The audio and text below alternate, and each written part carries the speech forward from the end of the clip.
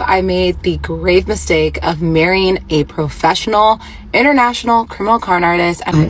Did you know that your ex owes my husband $200,000? And what was in his account? 34 cents. And at this point, I'm asking myself, like, how can I still be in love with this man when he causes me this much pain? And the craziest part was that he was still lying. The whole internet is literally losing it with this new viral TikTok story time called the Danish Deception. And honestly, I can't blame anybody for losing it, because what you're about to hear is probably one of the dumbest and craziest things any woman has ever done in love. However, the internet is not being shy when it comes to exposing her and talking about how embarrassing she is, and now some of her friends have come forward to speak out. Okay, so meet Onika, a Nigerian American who has now gone viral after telling her story of how she met and married a Danish man who ended up scamming her and basically making her realize what a horrible person she becomes when she falls deep in love. You may also know her from reality TV show season 23 of The Bachelor and season 6 of Bachelor in Paradise. When she was telling her story, she kept the man anonymous, but the internet later discovered who the man was because, having been on a reality show, her love life was somehow in public and it was all being documented and in the news. She told her story in a 28-part series on TikTok, and literally after every single part, people would always wonder what could possibly be worse than what she just told us, but trust and believe, it got worse every single time. Now, each part of her video is 10 minutes, and with 28 parts, that's a very lengthy duration, which means that there's no easy way to summarize all the information. But let's just get into some of the bombshells in the story for you to get a hint of what was happening. Long story short, this woman met this man in 2022, and within 4 months, they got married.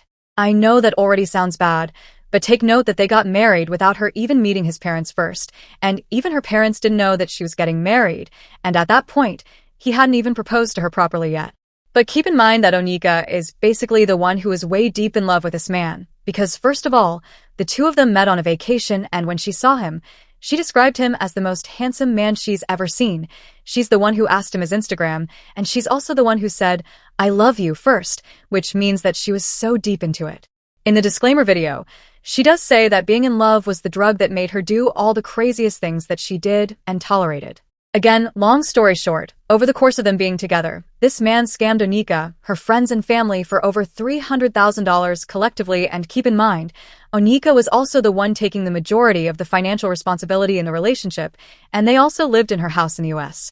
Here's a small clip of all the times she talked about him and taking money from them. Took $30,000 from me. Keep in mind, he still owes me $6,000 at this point. He said, "Can you send me $5,000? After some time, he talks me into loaning him the $15,000. I end up loaning him an additional $3K, not even a week after I had already given him $15K. I remember I gave him a small amount, maybe $3,000. We ended up going to Portugal for a week. We used my credit cards the majority of this trip. Your ex owes my husband $200,000. And I saw that there was a cash advance for $7,000. My little sister looks at me and she says, "He took $3K from me." I find another friend that he owed $10,000 to. My coworkers that I used to work with, husband gave him $10,000 to. And what was in his account?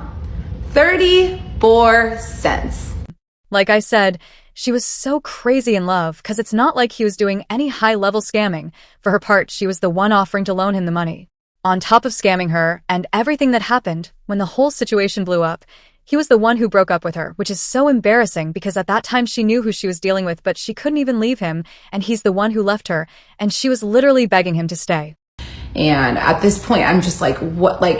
It's now been an hour and he still has not backed down from this idea that he's leaving me. So out of pure desperation, and I have never experienced this level of desperation before, I go into his work bag and I take his passport and I look at my friend Rebecca and I said, "He's not leaving. I'm gonna get to the bottom of what's really going on." And it's insane because at this point I should have just been like, okay, go buy it and be done with him. But I'm very much still fighting for the relationship because I don't think that there's anything crazy big that we can't navigate and come through together. Also, throughout the whole story, people noticed that she was always smiling whenever she would talk about him, which was a sign that she isn't even over him. Like I said, the only way to really understand the magnitude of this is to only sit through all these parts and watch all of them, but it was so crazy that someone literally asked in the comments how big it is, And another person said that the dickmatizing is so embarrassing, and trust me, these comments are so justified because that's the only thing this man had to offer to her, and it looks like it had her in a chokehold. Anyway, the thing is, it looks like she brought all this to the internet looking for sympathy or for people to relate to her, but the response she got was completely the opposite because people are blasting her for being so blind, naive, and honestly dumb to have tolerated all that she did and giving this man all the money and believing all his lies. It should never have been called the Danish Deception. It should have been called the Desperate American.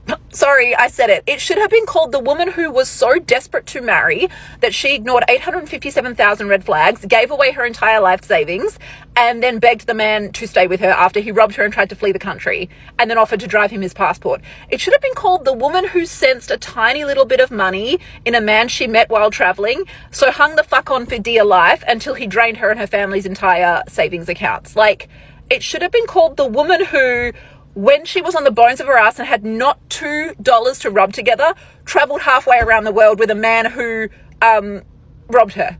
That's what it should have been called. Honestly, I feel like this woman describes it the best because the level of desperation was insane because Onika was also on 2 dating shows, which shows that she really wanted to be in a relationship so bad. Anyway, some of her friends have now come to speak out, and they are exposing how obsessed she was with that man and how she wouldn't listen to anyone warning her about all the red flags. There was this whole live on TikTok, and someone who knew her was just talking about how she was so obsessed with him and would bring him everywhere, and people were raising some eyebrows. Unfortunately, the live is 10 minutes long, and it's just too long to listen to, but there's another friend who came to say this. If we remember in part 1, she had mentioned how she was traveling and she was meeting up with a friend, I believe in Barcelona. That friend is the one that DM'd me, or should I say ex-friend. She DM'd me with some information. She would like to be anonymous, so I'm going to respect her wishes, but I have the DM on my laptop and I'm reading it, okay? If it sounds choppy, it's because of identifying information. So the DM reads, I used to be close friends with Onyeka and even went on a double date with her and her ex-husband. When we were friends, I told her to be careful of that man, and it seemed too good to be true. And he was suspicious, and she wanted to hear nothing of it. Shocker. Her best friend, Natalie, that's the girl who made the video yesterday, that she mentioned in her story, was there when we were all out to dinner 4 months after she met her ex and was gassing her up and feeding into her delusions, telling her he is her Prince Charming and who she asked God for. So now we know why, Natalie's considered the best friend, okay? So yeah, she had people in her life, including her brother-in-law, married to her sister, question her ex's Olympian status, and instead she just cut some of us off who questioned the legitimacy of their relationship. So there were people in her circle that were questioning the legitimacy, and instead of her to take heed, she cut them off. When we met her and Martin for dinner, she said he had just asked her dad for her hand in marriage and asked us if we were talking about that yet. Mind you, it had been a couple months. Mind you, my husband and I just started dating December 2022 and met the same month she met Martin, and we were like, that is way too fast, and we are just enjoying dating. And we met for our double date March of 2023 after they had gotten married. She also cut me off as a friend because my husband, boyfriend at the time, didn't want to buy a house from her. I'm the same friend in her first video she met up with in Barcelona the day after she met Martin in Croatia. I forgot to mention in the beginning, but this friend is a person of color. They're not black, they're not white, right? And she mentioned about the fetishization, which is what we were talking about, that Onyeka would tell her, quote, I love us and our European men. And we were like, that is so weird to say out loud. And this person met her husband, who is European, but he does live in the US for work. So yes, so that is the DM. Apart from that set of friends who were trying to open her eyes and snap out of what was clouding her judgment, there's another set of friends who were literally gassing her up and fueling her delusion. For instance, in her videos, she talks about how she told one of her friends the whole story and she never at once advised her to leave the man. Plus, there's this other friend called Natalie who has come to speak out on TikTok, and after what she said, people realized that some of Onika's friends are really just naive like her. Natalie was just talking about how Onika has a very giving heart and whatnot. And someone in the comments said, interesting, so everyone lives in La La Land over there. And someone replied to that comment and said, that's why they were scammed. Another comment said, honestly, this friendship group lacks discernment. I don't know Onika personally, but from watching the series, she seems like a smart, ambitious, and successful woman. She appears to be very warm and sweet with a big heart. But Onika is also very, very naive, and it's okay to say that. Anyway, basically apart from those friends who still tell her that there's nothing wrong with her, it's obvious that many people and some of her other friends do realize her part in all this misery that happened to her.